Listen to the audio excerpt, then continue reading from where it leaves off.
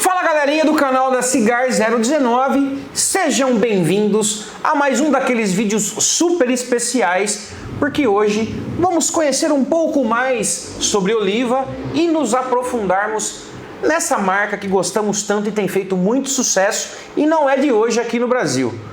Mas antes de começar aqui, eu já vou fazer aqui um desafio para você. Deixa seu comentário aqui embaixo. Qual linha da Oliva você gosta mais? Comenta aqui. Vamos ver qual é a opinião de vocês aí sobre essa marca que a gente gosta bastante. Inclusive já estou na metade aqui do primeiro dessa gravação. Mas é claro, antes de continuarmos aqui, diretor, sabe aquela vinheta? Agora é hora dela. Roda pra nós!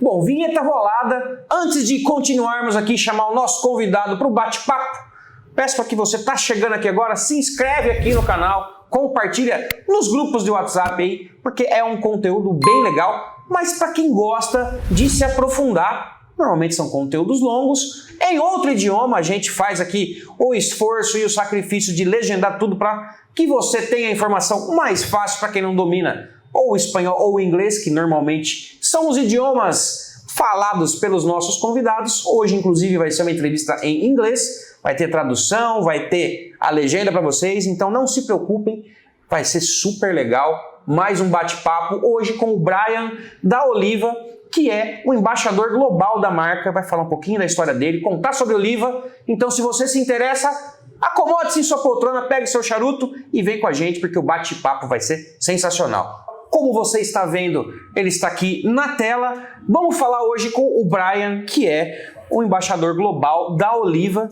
Vou pedir para que ele se apresente, para que vocês o conheçam um pouquinho mais. Brian, primeiramente, muito obrigado por disponibilizar um pouquinho do seu tempo para falar aqui com a gente. E se apresente aqui para o pessoal da Cigar 019. Vamos falar um pouquinho hoje sobre Oliva. Então vai ser um papo bem legal. Obrigado por aceitar o convite. It's my pleasure. Yes, and as you stated, my name is Brian Shapiro. I am the original starter of Oliva International, 18 years. Now my very special title is Global Brand Ambassador, and so I'm very proud of that. And I'm happy to be here with you guys, ladies. And yeah, this is special for me to do this, so I'm happy to do it. Sensacional, sensacional. Brian, é uma tradição aqui no nosso canal. A gente sempre faz essa pergunta para as pessoas que estão chegando aqui agora, tá? Então, para manter essa tradição, qual foi seu primeiro charuto? My first cigar. Well, that's an interesting story. It's a long, long time ago, okay? Yes, and it's longer than you think, actually. It's a funny story. So my family... so where I'm sitting right now is in my office in Connecticut in the United States. So not only do I do what I do for Oliva as Global Brand Ambassador, International Operations, but I also have my family business, which is cigar wholesale distribution, retail. Going back, last year was 100 years that my family has been in the cigar business. So I do a lot of things that are cigars. And the question was, when did I smoke my first cigar? Well, there was a time, and I'm going to say I was probably, who knows, 11 or 12, let's say, because I remember where it was. I remember I found a cigar with a friend of mine in my dad's car. It was dried out. It was just sitting in the car, who knows for how long. And it was a Te Amo. So Te Amo cigar, which back in those days was one of the most popular brands in America, especially in the New York area, which is where my family was based. So I can tell you around the 1970s at some point, and it was a Te Amo. Beyond that, I can't remember, but that's the story. That wasn't a great experience, by the way. So, but that is the first cigar.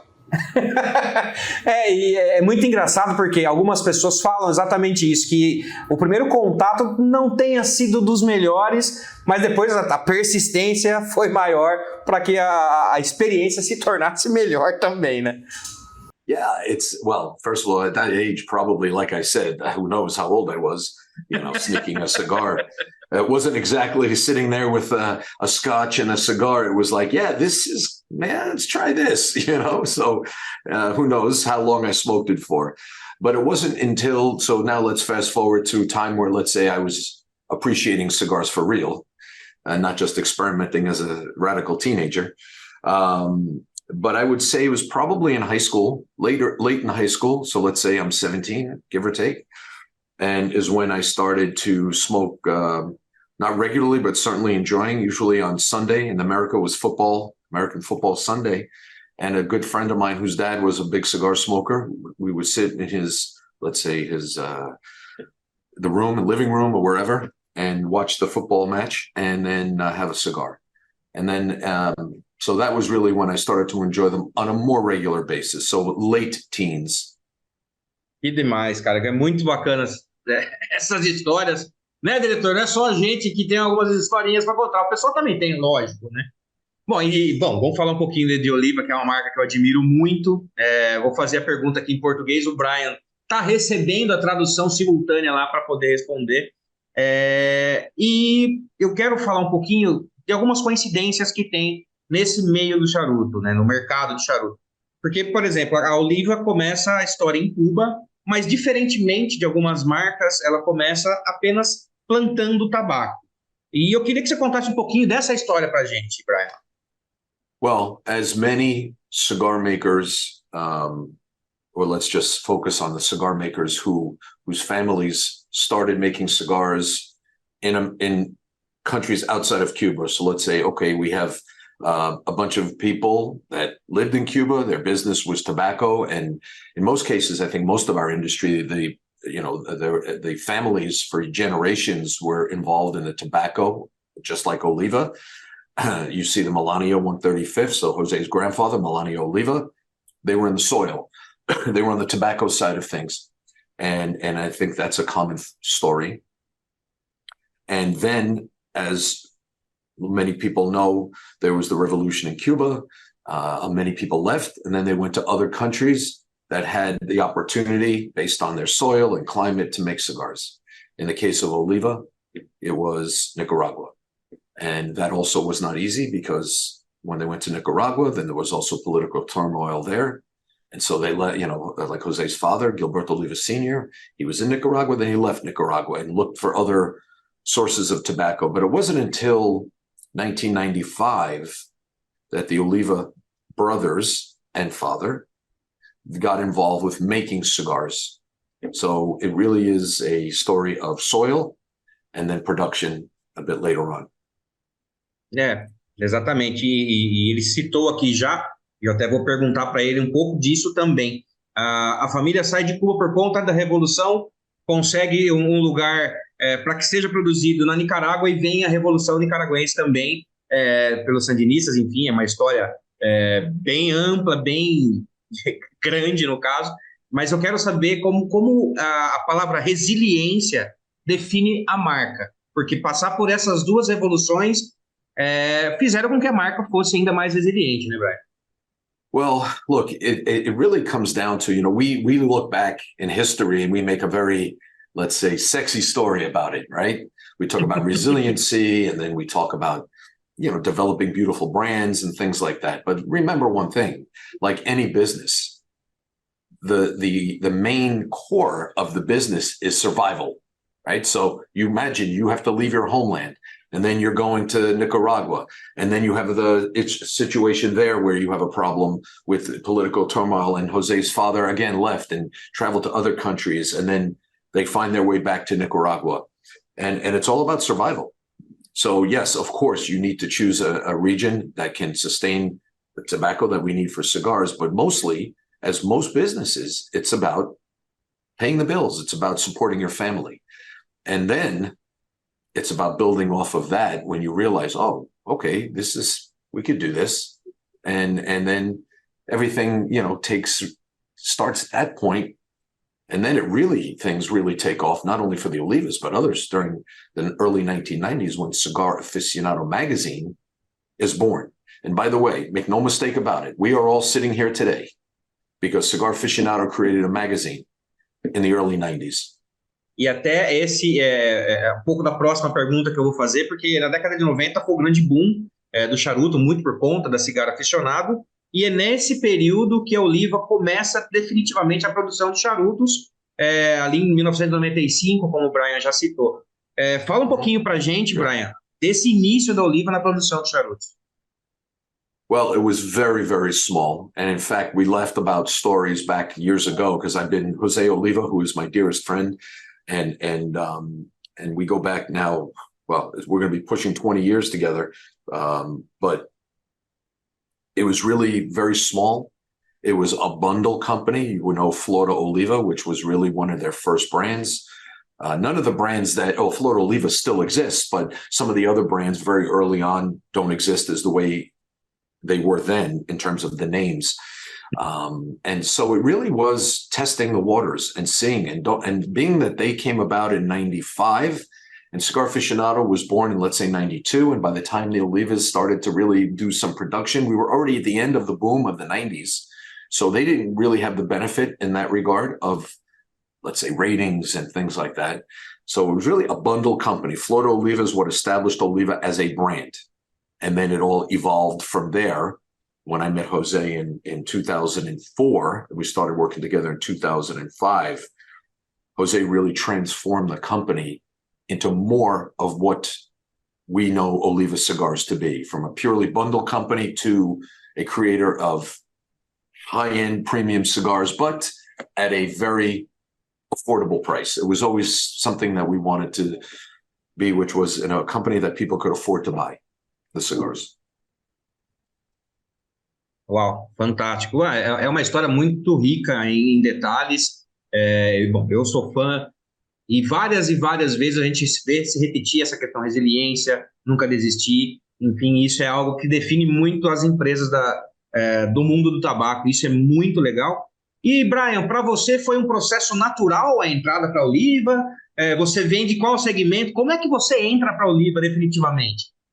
Well, the funny story is, well, first I'm going to tell you about survival in our business and resiliency. I always tell people in our industry, all our friends in the industry, we're like cockroaches. You try to kill us, but we're going to come back and there'll be 10 more of us. You know, it is a credit to the passion that we have as creators of something special. So I think that's a credit to our industry. So that was I just wanted to finish that part of the conversation, but now getting to my transition or my, let's say, my introduction to Oliva, it's actually a very amusing story because I was a customer. My company was a customer of Oliva in a very small way, excuse me, back in those days, 2004. And there was actually a dispute over a small amount over an invoice. That's really what, that's how I got to the attention.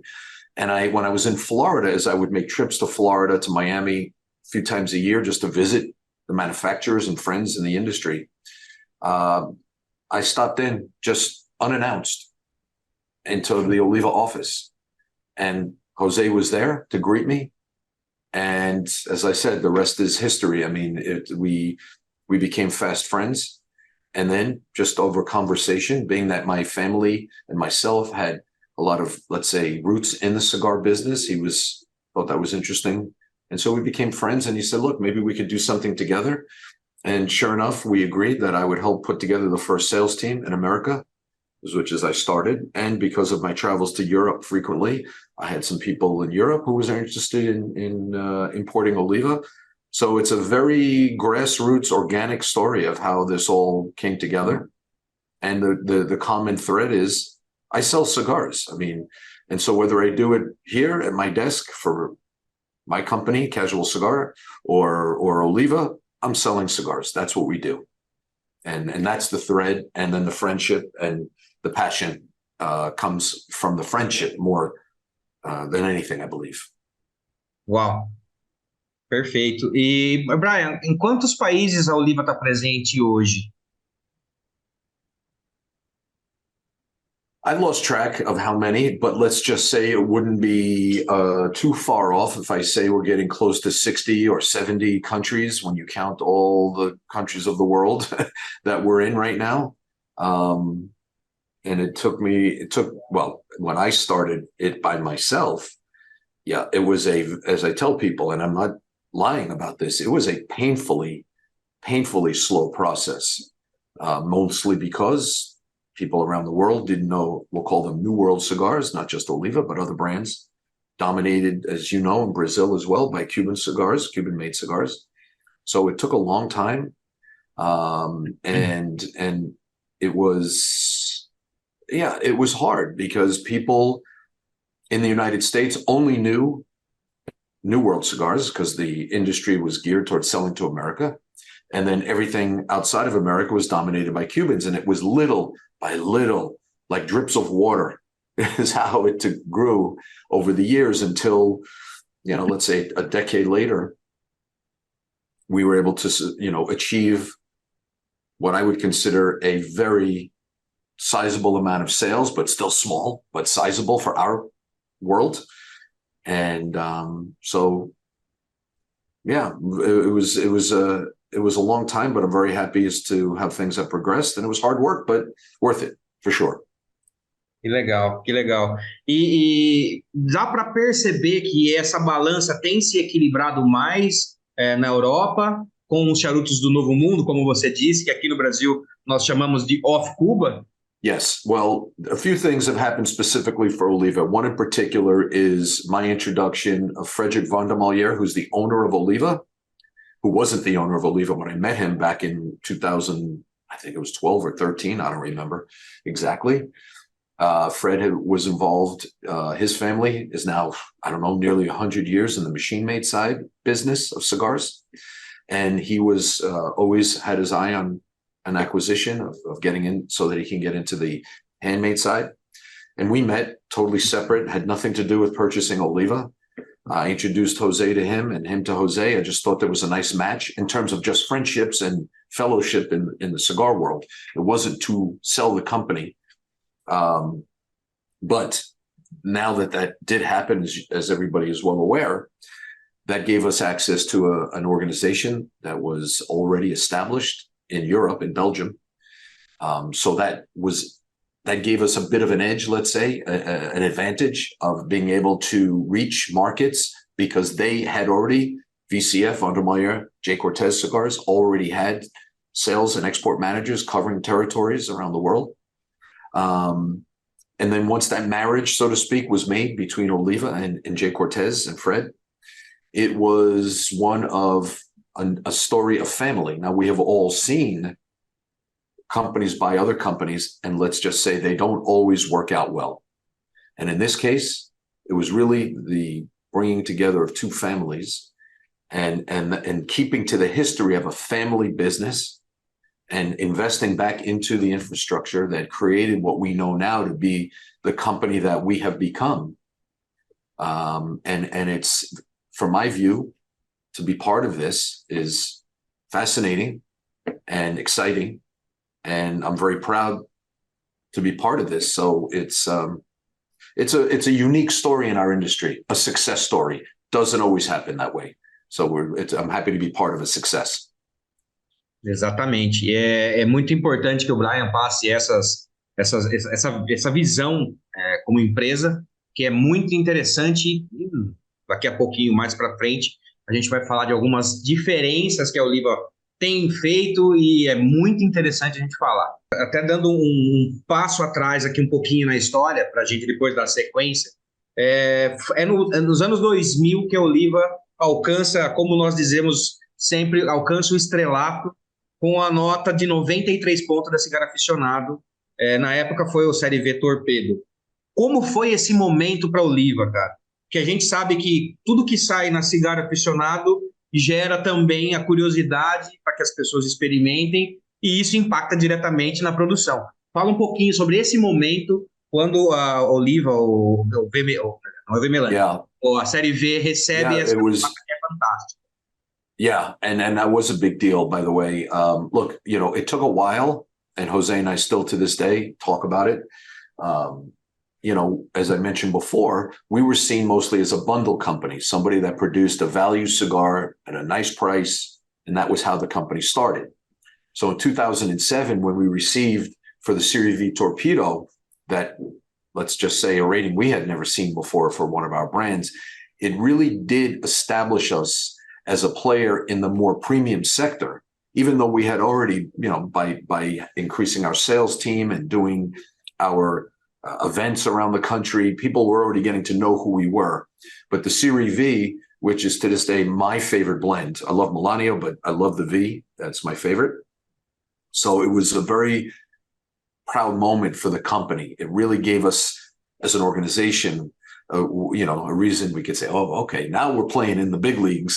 And it was really the beginning of establishing ourselves at that moment as let's say, a growing player in the premium cigar market and getting away just from the perception of a bundle company. So it was a very important moment for us. Isso realmente é um ponto de virada para a Oliva. E em 2014 vem a consolidação da marca com a eleição do Série V Melânio figurado, que para mim, desculpem aí os outros que discordem, mas para mim é a melhor bitola da Série V Melânio, quando ele é eleito Charuto do Ano. E eu quero que mais uma vez, com 93 pontos, já foi um destaque, impactou bastante em relação à produção. Quando ele é eleito Charuto do Ano, eu acredito que o impacto é um pouco maior, ainda mais um charuto que tem todo um carinho no desenvolvimento. Fala um pouquinho para a gente, Brian, do quanto isso influencia, ser o charuto do ano, quanto isso influencia na produção. Well, when you get a cigar of the year, things change. Now, there's two paths you can take with this, and being in the industry as somebody in the industry outside of Oliva, so I see it from very different angles, right? As a customer, right? So I buy cigars from many different companies for my business, my family company. And then I see it also as the person in charge of international and being part of the Oliva family. So I had seen, unfortunately, for certain companies prior to that, when they got the number one cigar, they weren't able to take full advantage of what that can bring to you if you play it correctly. Now, this is kind of interesting story, is that I happen to be, now this is 2 years before Fred bought the company from Jose Oliva and his family. I happened to be in Fred's office in Belgium for a different project we were discussing for Oliva, nothing to do with, again, selling the company or anything. And there was not even a conversation at that time. The day they announced the number one, I was in Fred's office. I said goodbye. I get on the train to go back to Paris. And all of a sudden, my phone is blowing up and emails are coming in and orders are coming in. And it's really insanity. Now, they announced the cigar of the year in December. If I remember correctly, it was December 14th of 2014. I may be off a day, but I think it was the 14th. And now you have this thing that's happening, this monster, right? Everybody wants the cigar of the year. How do you handle it so that you can maximize what this offers, what this gift that you're getting, so to speak, to be able to show the world, hey, we're number one this year. And what we did it correctly. We made certain, most importantly, is that we never released products into the market until they were ready to be released. Quality was the most important thing. If you send those products, because everybody wants it, and you just send in cigars that aren't aged right and they're not ready into the market, sure, you got the number one, and that's great for that moment. But then you lose all the customers, because then they would say, well, this isn't so special. So we waited, and we, little by little, released the cigars into the market, and we were able to successfully take advantage of it, because people said, wow, this really is the number one. What a fantastic cigar.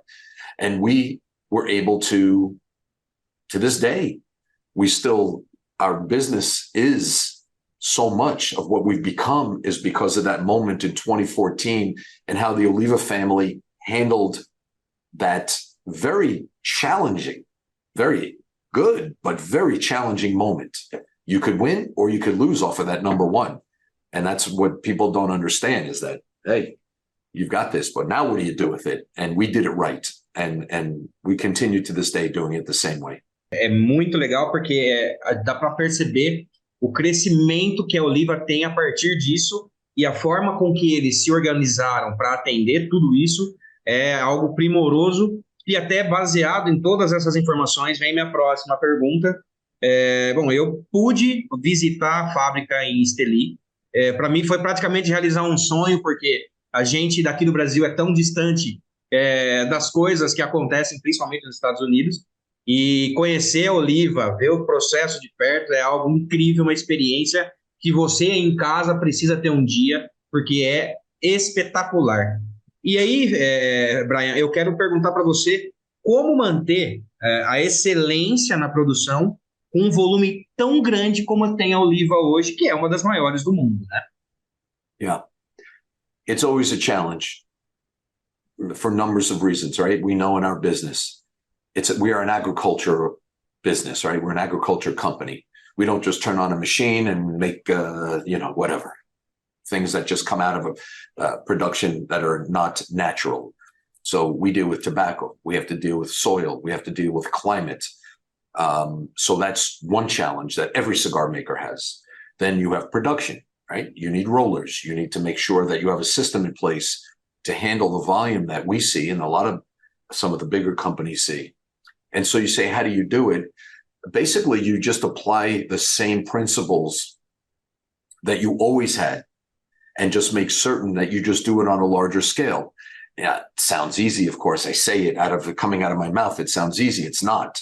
But it is the principles that have always been for Oliva. The way that we released the 2014 #1 and made certain that they were not released before their time, that they were ready. We apply those same principles. And as we grow to be one of the larger companies in the world, those challenges also get greater. Again, there's an upside and a downside to fame and to success.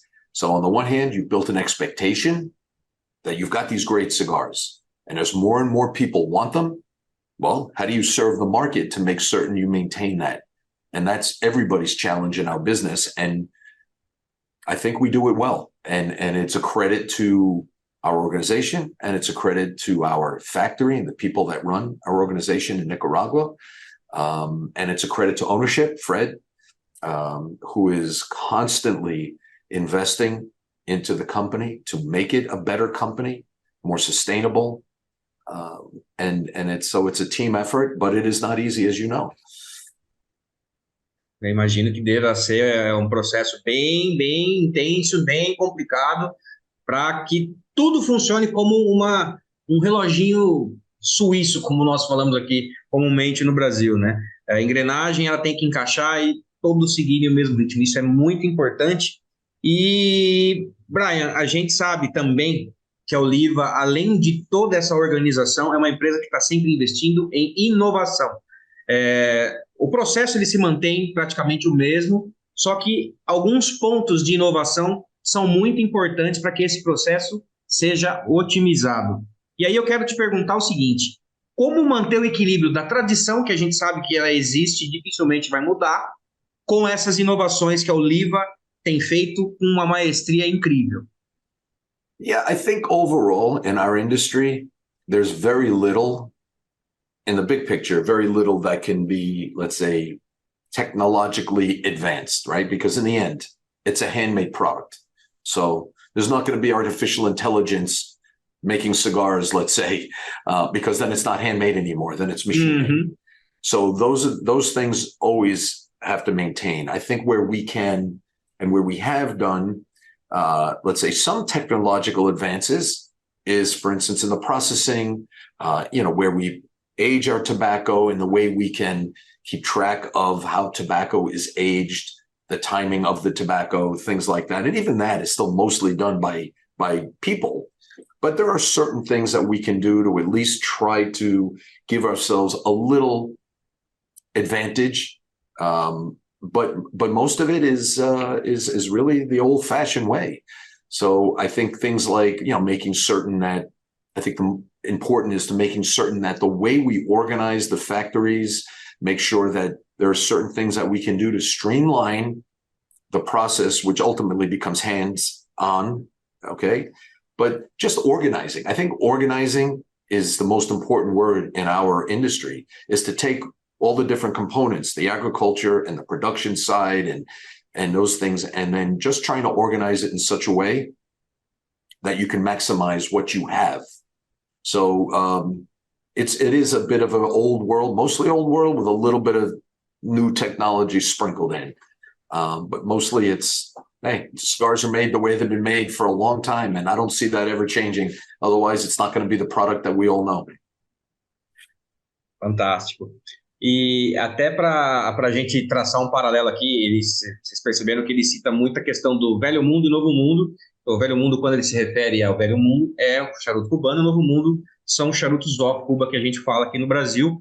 E até para a gente também traçar um paralelo de tipos de público, e você que está envolvido diretamente com esse quesito na empresa, Brian, eu queria que você falasse um pouquinho. O público norte-americano, ele é muito diferente do público europeu, por exemplo? Você enxerga essas diferenças? Como que funciona isso? Well, look, in the larger view is that a person who enjoys cigars just wants to enjoy cigars. And I'm talking about let's say the public at large, right? Most of them, the majority of the cigar smokers are not aficionados. They're not, let's say, hobbyists that sit and study, oh, where's this cigar from, and what's the leaf, and what's the binder, and what's the filler, and whatever. Most people are busy with their day-to-day lives, and all they want to do is enjoy a fine product, right? So I think that's clear. Now, those people that do follow it a little more closely, and they don't need to be experts, but they follow it, is they, when you say, what is the difference perhaps between people outside of America versus in America here, is that we have not had wide access to Cuban cigars. Now, mostly when Cuban cigars were at the level where back in the, let's say, use an expression back in the day, when their quality was at its peak, then that certainly is a shame that the American consumer did not have the opportunity to smoke those cigars and experience what a good Cuban cigar can be. Same way is that all of the countries around the world outside of America, let's just say, I don't think I'm far off by saying, 95% of the cigars, handmade cigars smoked around the world outside of America were Cuban. And quite frankly, that's a shame that those cigar smokers didn't have the opportunity to smoke those cigars coming out of Nicaragua and the Dominican, Honduras, and some other countries as well. Now we have a difference. Now the world has changed a bit. As we know, New World cigars have become, let's say, popular around the world. I don't think I am saying anything wrong, or it's not anything against Cuba or the people of Cuba for me to say that it's unfortunate, but I think most people will agree that the quality of Cuban cigars has slipped over the last 10 or more years specifically. For various reasons. The production is not what it once was. And I'm not going to get into the politics and the financial side of Cuba's politics, but this is just the fact. We know it because I'm living it. If I go back 5 years, even 6 or, certainly 6 to 7 years, I couldn't give a cigar away in a duty-free shop somewhere out, anywhere in the world. You can name whatever duty-free shop around the world. I couldn't even give it away. Well, now that's certainly changed. I've been to duty-free shops at airports that look like Oliva's owns the shop. So it's really changed, and I hope for the better for everybody.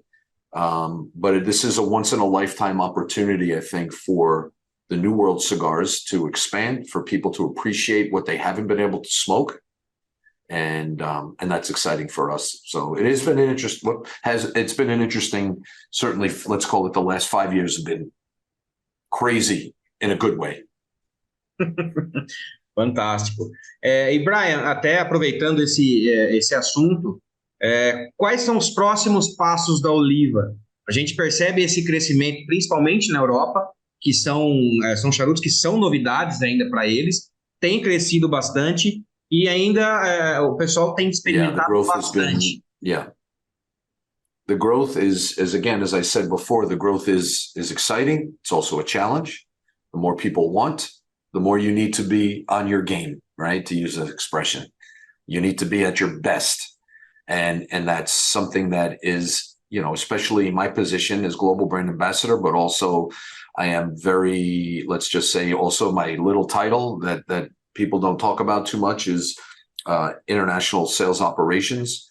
And what that really encompasses for me is to sit in this chair and to make certain that the demands that are coming from around the globe, coordinating with our fantastic export managers. We have some really tremendous export managers and sales teams around the world, our customer service people based in Belgium, coordinating that with our headquarters in the US, in Miami, and of course at our factory in Nicaragua. And that is a challenge as you grow.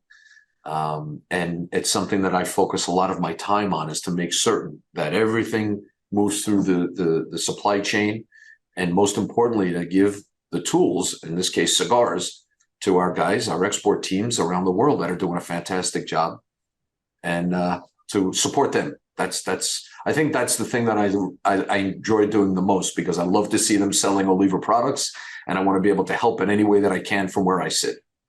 Oh, amazing, fantástico, fantástico, fantástico. E até para perguntar, aproveitar também, os próximos 10 anos da Oliva, Brian, o que você projeta para eles? Did you say 30 years? 10 anos, 10 years. Oh, 30 years. I was like, I'm going to be an old man. Yeah, 10 years from now. Look, I can, based on the history that I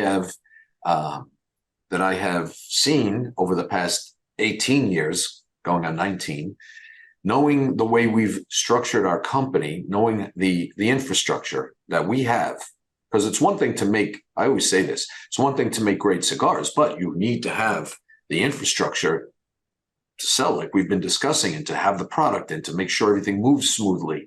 So I think of the next 10 years, we'll constantly see improvements, whatever those might be. Technology, we don't know how much technology there will be. I think we do what we do. But I really do think it's more about increasing production, increasing our agriculture, getting it in such a way that we can continue to grow, but do it in a way that maintains what everybody knows is the consistency of Oliva products. So I would say the 10 years coming will look like the 10 years prior, but hopefully stepping it up even more to increase our production. So I don't think things are changing much. If they do, it'll be for the better and to meet the demand of more cigar lovers who want to smoke Oliva. And that's our goal. That's really that's the aim. That's why we're here in general. So. E até aproveitando esse assunto sobre futuro e tudo mais, Brian, eu queria, até para que as pessoas saibam aqui, qual hoje é a produção em números, né, da Oliva anualmente. Quantos charutos são produzidos pela Oliva por ano? Well, I will use the published number that has been published a number of times, which really relates to this last year, which is approximately 40 million cigars. That number, of course, can change as we grow. I expect that will get higher, but we don't we don't like to just throw big numbers out there. We like to keep things, our ownership, and we like to keep things modest as best we can. So I will give you that number because it's been published. What the exact number is, quite frankly, I don't even know. All I know is this. When our teams ask for cigars and we need to ship cargoes like to Brazil, as long as I have them, the numbers to me, doesn't matter. As long as you have your cigars, that's all I care about. Perfeito, é muito legal. A gente sabe que a Oliva vem evoluindo, vem aprimorando cada vez mais a produção para que ela se mantenha uniforme e o mesmo charuto que você fumou há 2, 3 anos atrás seja o mesmo daqui a 4, 5 anos. Isso é muito legal também. E, bom, tá chegando aqui no final e nós sempre... That's the goal. No, and that's our goal, is that, you know, every time you light a cigar, whether it's now or 5 years from now, we want that to be as close to the same experience as possible. And and every cigar maker wants that for themselves. So we all have that same goal. Exatamente. Então, isso é muito importante até para que as pessoas acabem se identificando e consumindo o produto, tendo a certeza que ele vai ter a uniformidade sempre. Isso é muito legal e a gente conseguiu ver toda essa preocupação da Oliva bem de perto, que é muito legal. A gente está partindo aqui já para os finalmente. até porque o Brian é uma pessoa que o tempo custa caro, né, diretor? É uma pessoa super ocupada. Mas aqui no canal também a gente sempre tenta tirar algum spoiler do que vem por aí. Teremos surpresas da Oliva em breve? Como que tá isso, Brian? Well, so we have, as you know, we have every year we do our limitadas. It's the Millennial Limitada. So what we have coming for next year is another version of that. We will announce the sizes over the coming weeks, but it will be a box of 10 in that nice jewelry box that we do every year. Same blend, just a different size. People may have seen, whether it's on social media or whether they attended some of the trade shows, we do we do these very, very limited release, the El Libre Humidor with different cigars. Last year we did one version of a humidor. This year was another. But mostly, while we do throw in and sprinkle in some special things, we mostly really focus, and people always ask us, when are you going to do something new? When is it going to be something new from Oliva? And eventually we will do something. We will release something. But, we have this formula that's been successful, and now with the demand globally, not just in America, we really focus on doing what we do well, which is to take the cigars that we have been successful with, continue to make them, to continue to meet the demand, and we focus on our core brands. And it's something not every cigar maker takes that same, let's say, strategy, but that's really been our strategy, which is to say, look, here's what we do really well, and let's keep doing it well. And yes, we will sprinkle in some fun things over the course of time, but our focus is meeting the demand of the things that we have been making. And as more markets emerge, they want those things. They want V, they want Milano, they want nubs. We want to give it to them. So that's always going to be our focus, our core brands. Uau, fantástico. E até aproveitando, já que ele citou edições limitadas e tal, esse ano, um dos grandes destaques, principalmente o estampo da Oliva, na PCA, foi um charuto que chamava tanto a atenção quanto a folha de ouro que nele estava envolto. Eu queria que você falasse um pouquinho desse charuto para a gente, Brian, que muita gente aqui no Brasil também comentou sobre ele. Yes. Well, so that is a bit of an interesting story. This is something that we are still working on. This project that we started, it actually came into concept just as a brand, which was the Oliva Roaring 20s back in 2019, pre-COVID. So, I was on a meeting with a few of our people, and we came up with this idea, hey, why don't we do something that is celebrating 100 years of the Roaring 20s, as we say here in America. I don't know if you use that same terminology or use that same concept in Brazil, but let's just say it was the Flapper Girls, and it's the gangsters and Al Capone and, that whole crazy time. Yeah. And then at some point we thought, oh, wouldn't it be cool? And we put this gold on it and whatever. But like everything that we do, we are not going to release it into the market until we are satisfied. And being that this is our first venture into something this outside the box, if you will, we're still working on that. So we're going to keep everybody informed of how that progresses, but it's something new, and we're still not ready to, let's say, put it out in the world yet until we're 100% satisfied that it's something that we are ready to go with. So it's a fun concept, but we're not done with it yet. So that's going to be something, it's still going to be a little while before we actually release it into the market. Uau, incrível. Já imaginou, diretor, um charutinho com folhinha de ouro? Mas padrão Oliva, né? Padrão que a gente conhece, né? E isso foi um destaque muito grande no stand deles. Yeah, it's a challenge because we don't do gold. Eu imagino porque... Eu imagino. Mas os charutos da Oliva são joias, então eles merecem esse trato com uma folha de ouro para agradecer ainda mais essa linha super especial. E eu estou deveras curioso para conhecer esse charuto. Yeah, well, the cigar itself is fantastic. It's just a variation, a little bit different blend than we normally use. So it's not a specific cigar that, we came up with a blend for it. It's a fun, so the gold aside, it's a cool shape because the idea was I don't know about you guys growing up, but I know when I'm maybe a little bit older than you guys, but I used to watch the cartoons when I was younger, and you'd always have that gangster cartoon guy, and he always had that shaped cigar, that Perfecto. In fact, in my humidor, hang on one second, I have a shape of different cigar, but that shape. So you got this, Perfect, yeah. So it's that kind of like, this gangster has it hanging out of his mouth, whatever. So we did that shape, and it's a beautiful cigar on its own. And we did it specifically because we thought, wow, that was kind of cool back then. And the cartoon characters were always smoking that. And yeah, a lot of companies have this shape, but for the Roaring 20 cigar, we wanted to use something that was reminiscent of the old days specifically. So. Fantástico, muito legal mesmo. Até tenho aqui a presença de uma pessoa que esteve com você na PCA, nosso querido Eduardo O Magalhães, que participa aqui com a gente em várias atividades. Ele gravou conteúdos com você lá com muita maestria. Eu queria saber, Eduardo, meu querido O Magalhães, você tem alguma pergunta para fazer para o nosso querido Brian? Pode. O Brian, primeiramente, é um prazer aí poder estar conversando com ele, tá tendo essa presença dele aqui nessa gravação com a gente, é muito legal. E também queria saber o quão importante por exemplo, nós estivemos juntos lá na PCA, eu pude ser testemunha ocular do tamanho que é essa feira, do tamanho que é esse evento, e quão importante é isso para a Oliva, de estar presente dentro de um ambiente desse, estar presente na PCA e apresentar essas novidades para o público ali geral do mundo inteiro, mas lá nos Estados Unidos, Las Vegas.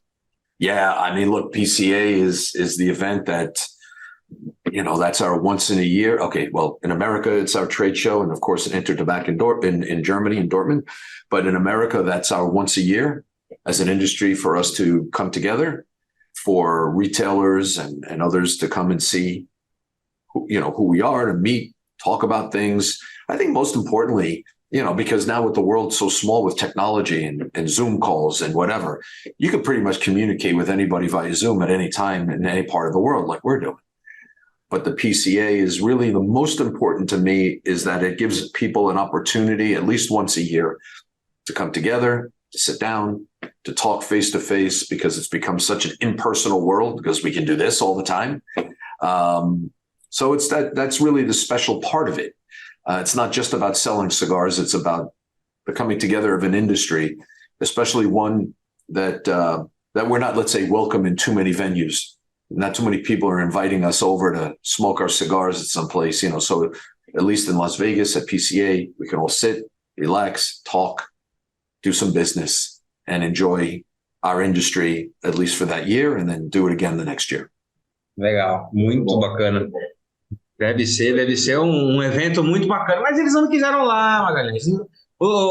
A embaixada norte-americana do Brasil não olhou para minha cara e falou, não, você vai. Não, eles disseram, você não vai, fique aqui. Infelizmente, não tiveram o prazer de minha presença lá neste ano aqui, mas em breve, quem sabe dá tudo certo, né? Quer fazer alguma pergunta?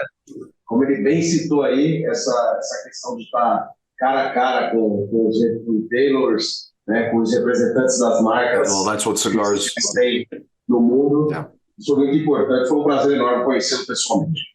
Yeah, no, it's that's what cigars are about. I mean, it's what the best part about cigar smoking.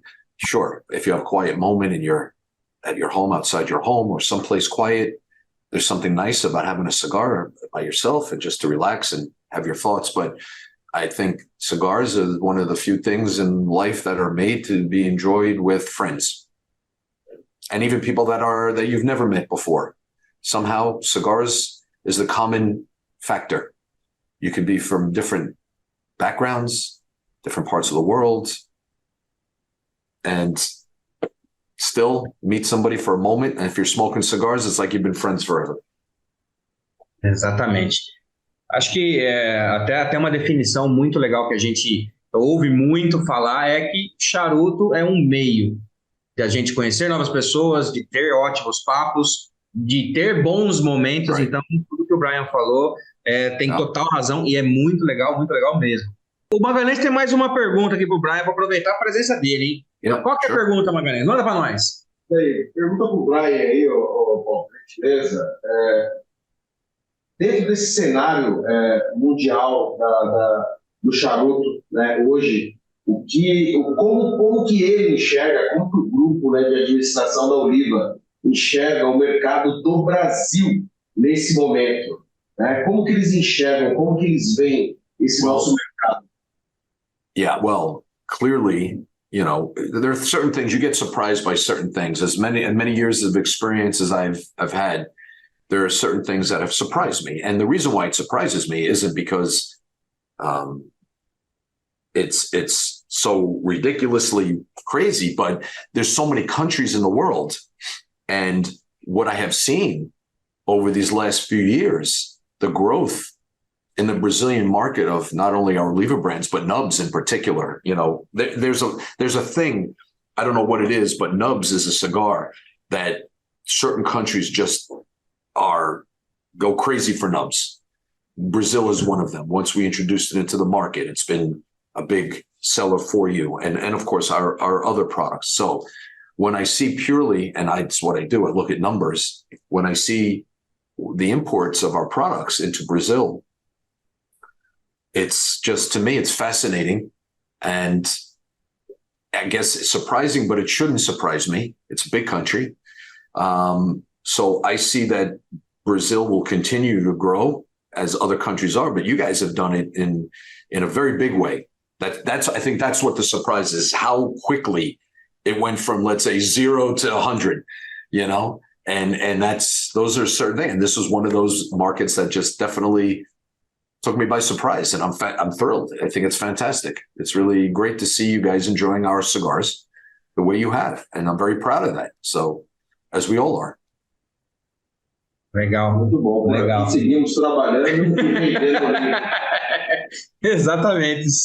Magalhães disse que por aqui ele segue trabalhando e vendendo bastante oliva para o pessoal. A oliva no Brasil, ele citou o Nub. Tivemos um evento fantástico ano passado de lançamento desse produto aqui no Brasil. Foi um sucesso. O Matisse, nosso querido Matisse, esteve presente aqui. Ficou encantado e alucinado com a cidade de São Paulo. Inclusive o Matisse já esteve aqui com a gente também nesse período do lançamento, bateu um papo, tanto ele quanto o Fred, que foi muito legal também. Então a gente percebe que a marca Oliva no Brasil também tem crescido bastante, as pessoas gostam bastante da Oliva aqui, a gente vê a inserção de várias linhas, de novas linhas aqui no Brasil. Chegaram recentemente a Connecticut Reserve e a Série O, né? Série G, Série O, então tá praticamente com a linha completa. I'm smoking Série O now. Muito legal ver todo esse crescimento. Sure. That we know. Matisse is, you say Matisse is enamored. I mean, he is just thrilled, and when you see somebody who works hard like Matisse does, and to have a market and work so closely with you guys to see the growth, these are the things that makes everybody get up the next day and want to do it again, right? Success and working together with good people. And there are a lot of countries in the world, and some are smaller than others. But it's just nice to see the development of our brands so suddenly over the last years. So it's a credit to what you guys are doing and your good taste in cigars as well. That's as good. It's nice that you guys enjoy our product. It's very good. But let's keep going. There's more to do, and we'll just keep going. Exatamente, é bem isso mesmo. E aqui, para até terminar esse bate-papo muito legal com o Brian, eu vou te colocar aqui numa saia justa, tá? Se fosse para você escolher apenas um charuto da Oliva para fumar o resto da vida, qual seria? Everybody in Oliva, if you walked into the office in Miami and you asked that question, because we talk about it all the time. And I got to tell you, there are differences, right? We have arguments a bit about it. I said it earlier, I alluded to it. My favorite blend that we make is Serie V. That's me personally, and I know it's a stronger cigar. So, it's a tough call because I love Melanio, and I probably smoke overall more Melanio than I do V. But in terms of blends, I just love the Serie V blend. Whatever we did with that years ago to come up with that, whatever that formula is for my palate, it's fantastic. And I will tell you, it's very interesting. And I tell this story. When I walk down the street, I live in Connecticut and also in New York City. So I walk around. 4 times this has happened, where I walk down the street, somebody will walk by me smoking a cigar. I don't see the brand. I will stop and turn to the guy and say, "You're smoking a Series V, aren't you?" 4 times I did it, and 4 times I guessed it right. Wow. I've only done it 4 times. It's not like I did it and say, "Hey, is that a Melanio?" No, 4 times. And my nose is drawn to the Series V. I don't know what that is, but 4 for 4. Happened 4 times. I got it right 4 times. So I think in my brain, there's something that's wired for Series V. Just what it is. You know, we could have a team of scientists try to figure it out, but I don't know. So Series V is the answer. Sim, com certeza. Bom, eu vou tentar aqui falar da minha experiência, da minha opinião. Gosto demais também do Vermelânio figurado, que ganhou em 2014, inclusive, como charuto do ano. Gosto muito, mas pro meu coraçãozinho, meu querido diretor, o Série V Melânio, aliás, o Série V Lanceiro é o melhor charuto da Oliva, cara. Eu gosto muito desse charuto. Eu, em casa, eu acho que é um dos que eu mais tenho, tenho quase certeza disso. Muito bom, eu adoro esse charuto. O blend do Série V pro Lanceiro, para mim, é o perfeito, cara. Yes, and the Lancero has become, over the last, let's say, couple of years mostly, because prior to just the last few years, we very rarely discussed the Lancero, especially the Series V Lancero. It is such a unique smoke because it smokes obviously differently than any of the other V, like the thicker rings, whether it's the Churchill or the Torpedo or Figurado or whatever. So you have the essence of Series V in a blend that is so elegant, and I really call it a connoisseur's cigar. And we have so few people that can roll that. And in fact, every manufacturer only has certain people that can roll Lancero. Because if you don't make a Lancero correctly, it will be the worst cigar you've ever smoked. So the fact that you can smoke the V Lancero and enjoy it so much is a credit not only to the blend and kind of tweaking that blend to make certain that it's Series V-like, because it's a thin cigar, but also to have the roller that can make it so that it's a pleasurable experience. Otherwise, it can be miserable, as you know. If you've smoked any bad Lanceros, you'll know it's hard to do. So it's a great cigar for sure. And I'll only smoke that every once in a while. But now that you mention it, I'll have one today. Fantástico. Brian, queria te agradecer bastante por disponibilizar um pouquinho do seu tempo para falar aqui com a gente. E podemos esperar a sua visita aqui no Brasil em breve? Como que tá a sua agenda? Há um tempinho, vem para cá, hein? Vamos fumar um charuto. Yeah, we haven't set our schedule. Yeah, no, for sure. And I haven't set our schedule for 2024 yet. And that's something that we will be working on as a group shortly. So, I hope to be able to get there and visit with all of you good people and see you guys face to face. Because while this is nice that we get to do this, I would rather be sitting in the same room with you doing my cigar smoking than doing it online. That's for sure. Eu não tenho a menor dúvida. Fala pro Matisse que ele paga a sua passagem. Yes, for sure. Mais uma vez, obrigado, Brian, por participar aqui com a gente. E ótimo dia para você, meu querido. E aproveite, fume mais um Oliva Série V Lanceiro. Thank you, guys. For sure. Thank you. Anytime. Thank you so much. Bom, galera, então esse foi o Super Papo com o Brian, o embaixador global da Oliva. Muito legal saber de todos esses detalhes, história, enfim, diferenças de mercados, que também é super interessante a gente conhecer. Então espero que vocês aí tenham curtido, e se curtiram, agora é a hora, deixa aquele like pra gente aí, compartilha com todo mundo, porque em breve teremos mais presenças ilustres aqui em nosso canal, certo? Nós vamos ficando por aqui, até a próxima, mas antes, é claro, um beijo desse gordo que nos fala, até a próxima, tchau!